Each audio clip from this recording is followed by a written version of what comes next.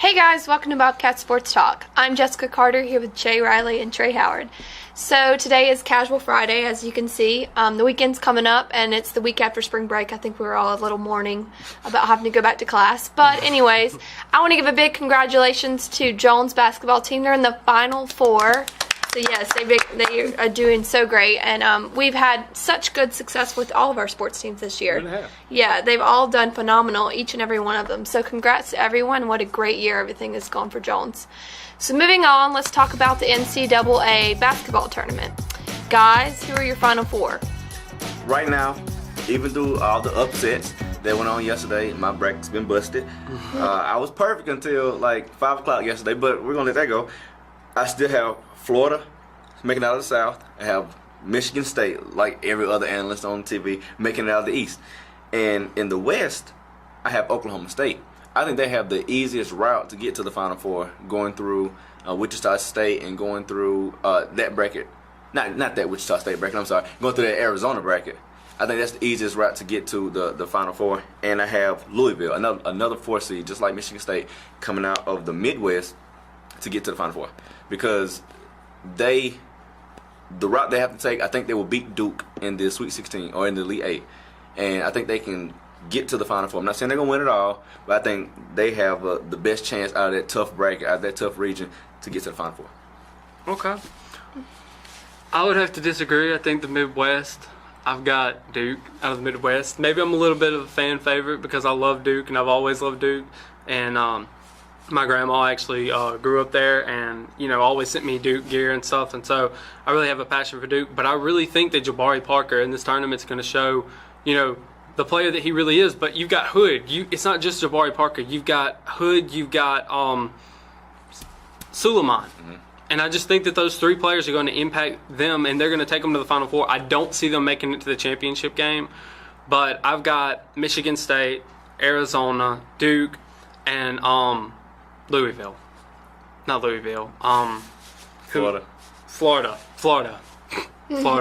I think Duke is just so hit and miss because they are great one game and then they're off another game. And it's just so, in the tournament, they can't be off any games like that. I do think they're a great team, but it seems like I'm a Duke fan too. And every year it's that one game that just crushes you. Like, I can't believe Duke lost that game. That's every year that happens. I just maybe they'll be returned to their former glory, and we'll see something this year, and they'll go to the Final Four. I mean, not the Final Four, to the championship game, but I see them making the Final Four. I think it's just a hope or a prayer, but I see them making the Final Four. We'll see. We will. Well, unfortunately, really all we have going on is basketball, the tournament, and then, baseball's kicking up, but we have spring training coming up. So that's about it for the tournament. But, guys, what's your final word this week? I want to talk about the assets that the Saints, the Broncos, and a bunch of different teams have picked up, and I'm sure Trey wants to talk about it too. You've got the Denver Broncos picked up T.J. Ward, they picked up Aqib Talib, and they picked up DeMarcus Ware. And they have this amazing defensive, front that they've started building up through free agency, and I don't know what that's going to do. I don't know if it's going to impact the game because I think that DeMarcus Ware is a little bit old, and I'm worried about his age, and I'm worried about Aqib Talib because even though he's aggressive, he sometimes doesn't play. And then, T.J. Ward, I really have a lot of faith in him. He's probably my favorite pick my favorite pick that they've gotten so far because he's not too old, So I'd like to see where they go. The New Orleans Saints picked up Jarius Byrd, and they picked up, who else did they pick up? They picked up another player.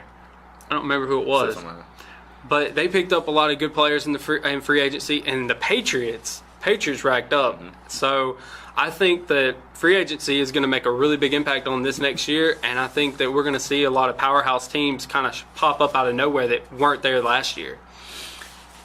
I think before I say this, the Broncos are still the team to beat because they were the AFC champions, but the Patriots are coming. Man, Seattle. Seattle is too, but the Patriots are coming. They picked up Darrelle Revis. Mm-hmm. They got Amendola coming back. They got Gronkowski coming back. There are talks of Deshaun Jackson maybe going to New England. This team, if they can get all those assets, the Broncos are going to be in trouble I still think they're the team to beat, and I think they did some smart moves by shoring up their defense because even though they lost Eric Decker off that offense, but I think Peyton Manning makes his receivers more than his receivers make him. So that offense is still going to be good, but their defense, shoring up their defense with DeMarcus Ware, he may have lost still, but he's still a great defensive end, I think. Aqib Talib is a shutdown corner when he's healthy. If he can stay healthy, he's going to help that Broncos defense, and TJ Ward the same way. If he's healthy, he's going to help out that defense. I love what the Broncos have done. I love the AFC period has done. The NFC has made some moves, but not like a splash like the Broncos and Patriots. And I think we're going to see that matchup again in the playoffs when it comes, I don't know, that time. Well, throw one final one in. Seattle picked up Jared Allen, and I don't know if he's still the supreme player that he was, but if he is, dude, man, Seattle may just be going back again because they're still stacked. They're the team to beat anyway. They're still stacked. Everybody's chasing Seattle, and they're getting better. So it's gonna be a fun one. We're gonna see. Guess we will. And once again, as we wrap it up, congrats to Jones County Junior College and all their sports team. What a success we've had this year. I can't wait to see with the new people that we're bringing on with our signees for next year in our sports. Can't wait to watch them with even more success. And a lot of I was looking at it the other day. A lot of our athletes for this year are freshmen, so that's going to bring us back even stronger next year. So hopefully we'll be unstoppable. But that wraps everything we're going to talk about this week. Thank you again for joining us today on Bobcat Sports Talk. I'm Jessica Carter here with Jay Riley and Trey Howard. Go Bobcat. Have a good weekend. Ooh.